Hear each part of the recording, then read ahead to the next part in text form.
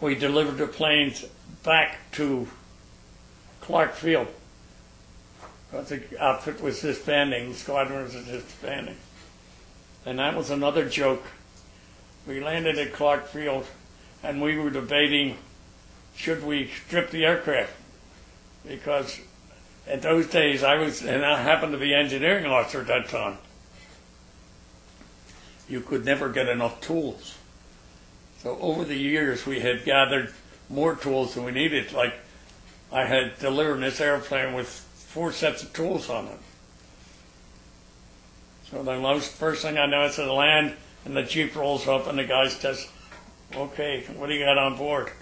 So he comes on board, he says, you got to get rid of those tools. I said, it took about 2 or 3 years to get those damn tools.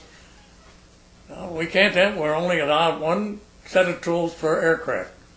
I said, well, it's your problem, fella, not mine. We no more got out of the aircraft, and another Jeep rolls up, full of Filipinos. All the seats, and the cushions, they stripped that aircraft in about 5 minutes, I'll tell you. That was something. So we went back to, had one ship, went back to Tokyo, and we left Tokyo on Christmas. Cold as hell. It was, hey, you think this is cold? It was snowing in Tokyo. And we were in a great big hangar. Everybody was in a hangar. They took us by train. It took about 3 days to go 10 miles, I think.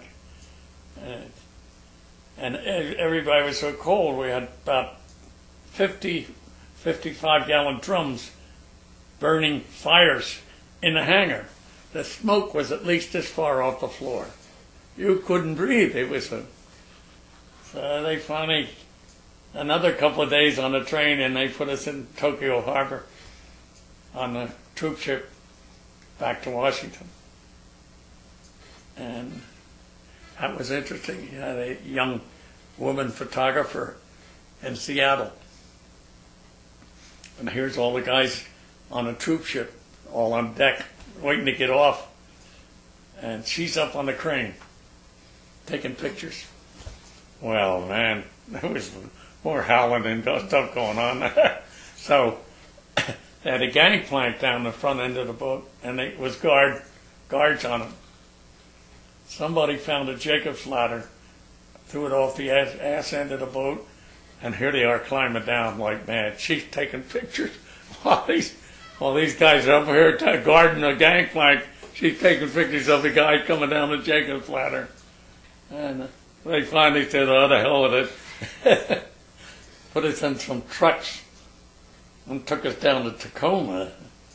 And we went to Fort Lewis. That was, the whole thing was funny. So a couple of days at Fort Lewis, and the guy comes in and hands me a stack of orders, about like this. I said, what's this? He says, you're in charge of 250 enlisted men that are going across on the train to Indianapolis, across the border on the north end of the border. So the train was in no hurry, and it goes at night again. Everything is at night. So we'd stop at some little town, and all the guys would get off, rush down to the local saloon, right? Drink up for half an hour, and he'd toot the whistle, and they would all float back down the main street and get on the train. Half of them didn't make it. I said to the conductor, what the hell happened to those guys? He said, don't worry about it. There's a train tomorrow. I said, but I got the orders, and that's not the problem. So the next time they stopped, it was Sun Valley, Idaho. So I handed all those orders to the second lieutenant and said, you're in charge of these guys. And I got off and went for a week in Sun Valley. Terrific. And I got back on and ended up in Indianapolis. And the guy says, what are you waiting for? I said, well, I'm about 5 days AWOL. He says, man, you're early. of them don't make it. So that was it.